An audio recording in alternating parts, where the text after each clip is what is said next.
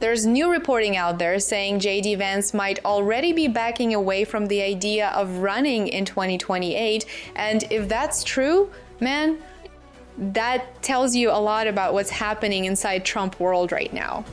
Now look, the report comes from the Daily Mail, and yeah, they're not always the gold standard, but a lot of times their stuff ends up getting confirmed later by bigger outlets. According to these insiders, Vance is getting more and more isolated inside the White House, and honestly, we've already been seeing signs of that.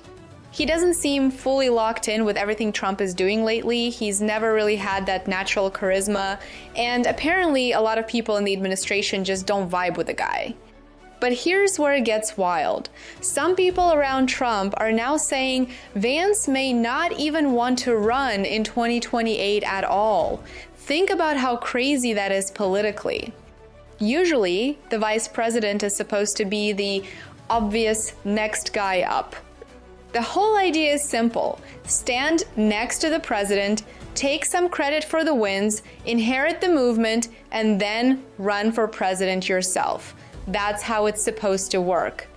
But with Trump and Vance, none of this looks normal. First off, it's not even clear Trump wants Vance to inherit MAGA. Trump's already treating this thing like a reality show competition.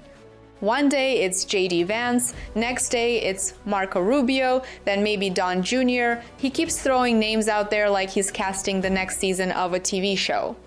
And that's a huge problem for Vance, because if Trump isn't fully behind you, good luck surviving in MAGA politics. But there's another possibility too.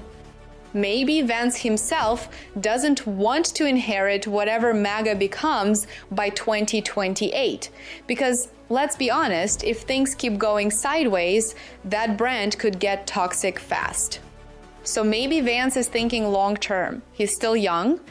Maybe he waits until 2032 or 2036 after Trump is gone, lets somebody else take the political damage, and then tries to reintroduce himself later as something different. The other major issue here is foreign policy. Vance built a reputation as more of an anti-war, America First type Republican. That was a huge part of early MAGA. But now, Trump seems to be moving in a completely different direction. Suddenly, it's tougher rhetoric, military escalation, talking about Iran, Venezuela, Cuba, and acting way more interventionist. That puts Vance in a weird spot, because now the movement he attached himself to is changing in real time. And according to one source, Trump basically doesn't care about Vance anymore. They literally described him as a non-event inside the West Wing. For a vice president, that's brutal. Meanwhile, Marco Rubio keeps gaining momentum. Trump's praising him more, especially on foreign policy, and Rubio suddenly looks like a much more natural heir to a Republican Party that's becoming more hawkish again. And honestly, it's kind of amazing watching this happen, because not that long ago, everybody was acting like Vance was inevitable. Peter Thiel money, Silicon Valley connections, the future of MAGA, all of that.